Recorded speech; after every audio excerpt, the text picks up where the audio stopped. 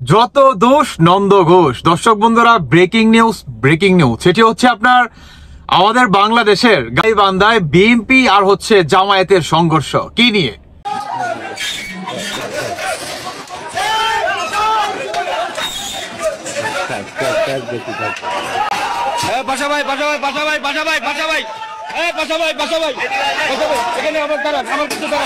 আমার কাছে দাঁড়ান কাজ করছে কাজ করছে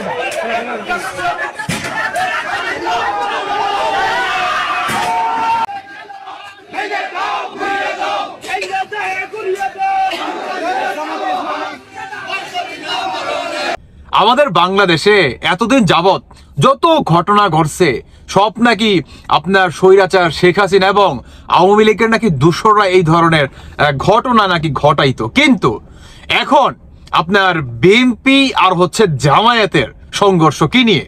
আপনার গাইবান্ধার একটা জেলার ভিতরে সেইখানে হচ্ছে আপনার মানে একটা টেন্ডার কিংবা আপনার চাঁদাবাজি, হ্যাঁ এখানে আমি চাঁদাবাজি করব তুমি আসতে পারবা না, হ্যাঁ এই ধরনের একটা কথা কাটাকাটি নিয়ে তাদের দুই পক্ষের ভিতর সংঘর্ষ হয়।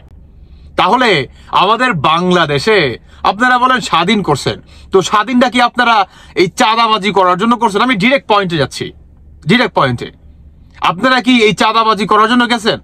আমাদের বাংলাদেশে এই কুঠা আন্দোলন নিয়ে অনেক নিরহ প্রাণ হারাইছে, তাদের জীবনের বিনিময়ে কি তারা এই পেল যে আপনাদেরকে চাঁদাবাজি কিংবা এই ধরনের অনাকাঙ্ক্ষিত ঘটনা আপনারা একের পর এক ঘটাবেন, এটার দেখার জন্য কি আপনারা ওই ভাইয়েরা কি জীবন দিছে?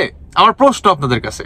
আরে ভাই, আপনারা তো দেখতেছি উস্কাই দিচ্ছেন তাদেরকে, যে তোমরা উস্কে যাও, তোমাদের দিয়েই কিংবা তোমাদের জীবনের বিনিময়ে আমরা বাংলাদেশে চাঁদাবাজি করে খাবো, এই তাই নয় কি? বাংলাদেশে তো বর্তমানে এটাই চলতেছে। আর জামায়াত ইসলামের কথা তো কি বলবো ভাই, আপনারা বলেন যে আপনারা ইসলাম মোতাবেক দেশ চালাবেন, এই কি আপনাদের ইসলাম মোতাবেক দেশ চালানোর এই নমুনা? হ্যাঁ, আমার প্রশ্ন আপনাদের কাছে। আরে ভাই, ইসলাম কি আপনারা তো ইসলাম মৌলবাদী, বুঝতে পারছেন? আপনারা ইসলামটাকে বিকৃত করে খাচ্ছেন। আসল যদি ইসলাম আপনাদের ভিতরে থাকতোই তাহলে কি ওই বিএনপি কি ইহুদি বলেন? হ্যাঁ, মুসলমান কি ভাই ভাই না? তাহলে আপনারা কিভাবে দুই পক্ষ চাঁদাবাজি মানে কে করবে কি করবে না এটা নিয়ে আপনারা দুই পক্ষ বাইরাবেরি সংঘর্ষতে আপনারা লিপ্ত হয়ে যান? কিভাবে হয়ে যান আপনারা বলেন? আমাদের বাংলাদেশে বর্তমান আনাচে কানাচে এক একটা যে মৃতদেহ যে পড়ে আছে আনাচে কানাচে প্রতিটা নিয়ত, বিশেষভাবে ছাত্র লীগদের যেভাবে আপনারা মেরে মনে করেন পানিতে, পুকুরে, জঙ্গলে, বিভিন্ন জায়গায়, সমুদ্রে আপনারা ফালায় রাখতেছেন, এগুলা কারা ঘটাইতেছে? এগুলা কি বাংলাদেশে স্পষ্ট না? আর আমাদের বাংলাদেশের বর্তমান মিডিয়াদের কথা তো নাই বললাম, এরা তো একদম টোটালি হচ্ছে গোলাম হয়ে গেছে, টোটালি, ঠিক আছে, একদম টোটালি হচ্ছে মনে করেন গোলাম হয়ে গেছে। এই ধরনের নিউজ এখন আপনারা কেন করতেছেন না বলেন? হ্যাঁ, এই ধরনের নিউজ আপনারা কেন করতেছেন না? আর ইউটিউবেও যদি এমন কেউ এই ধরনের নিউজ করে থাকে, একজন আছে তথ্য বাবা মানে নাহিদ, সমস্ত কিছু তারা ডিলিট করে দিচ্ছে, সমস্ত কিছু। দেখেন একটা কথা বলি, দেশটাকে আপনারা একদম শেষ করে দিচ্ছেন, বুঝতে পারছেন? আপনারা শেখ হাসিনার পতন ঘটাইছেন, বাহবা দিছি, যে সমস্যা নেই, আলহামদুলিল্লাহ ভালো, নতুনত্ব আসবো, কিন্তু এই হচ্ছে আপনাদের নতুনত্ব? হ্যাঁ, মানে কি? শেখ হাসিনাকে সরাইছেন শুধুমাত্র আপনারা খাওয়ার জন্য, কারণ আপনারা 17টা বছর আপনারা খাইতে পারেন না, আপনারা খুব ক্ষুধার্ত, অনেক ক্ষুধার্ত, আপনারা এতটাই ক্ষুধার্ত যে একটা নিরহ প্রাণকেও আপনারা মনে করেন ছাড়লেন না। আপনাদের ক্ষুধার জ্বালা এতটা তীব্র, মানে সাধারণ শিক্ষার্থীদের জানের বিনিময়ে আপনাদের ক্ষুধা নিবারণ করলেন। কতটাই না মনে করেন আমাদের আসলে মন মানসিকতা আসলে কি লেভেলের, বা মানে কোন শেষ পর্যায়ে গেলে আমরা এই ধরনের মনে করেন পদক্ষেপ নিতে পারি, আপনাদেরকে না দেখলে আসলে বোঝা যেত না। বর্তমান এই জামায়াতে ইসলাম আপনারা যা ঘটাচ্ছেন, জামায়াতের আমির তো মানে কি বলবো, তিনি তো মানে সবচেয়ে বড় নাটকবাজ।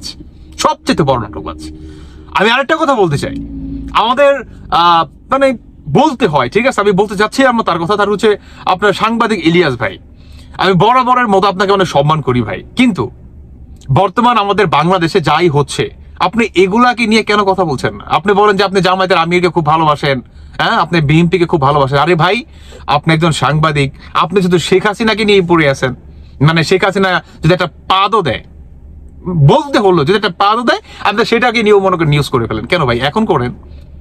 আমাদের বাংলাদেশে যে অনাকাঙ্ক্ষিত ঘটনা ঘটতেছে, আনাচে কানাচে যে এক একটা মৃতদেহ যে বর্তমান প্রতিনিয়ত যে মনে করেন ফেলে রাখতেছে, এগুলাকে নিয়ে কেন কথা বলেন না? এগুলা কারা ঘটাচ্ছে? আমাদের বাংলাদেশের মানুষ কি বুঝে না? বাংলাদেশের মানুষ কি জানে না, নাকি জানে না? আমার প্রশ্ন আপনার কাছে। আমি কি বলবো আসলে, বলার কোনো ভাষাই নেই সত্যি কথা বলতে। কারণ বর্তমান বাংলাদেশটাকে এটা লুটে নিচ্ছিল, লুটে।